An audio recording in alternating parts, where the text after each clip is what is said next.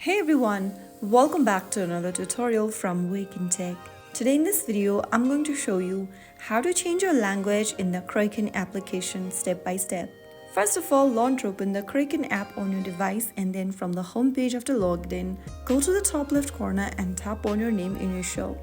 Soon after you do that, you'll be able to open up the Accounts tab, from where you'll need to click on Preferences. Under Preferences, tap on Language. Now, from the list of language options available, select the language you want to switch to. Soon after you do that, you'll be able to see that the app has automatically applied the change. You can always get back to the same page and then select a different language of your preference whenever needed.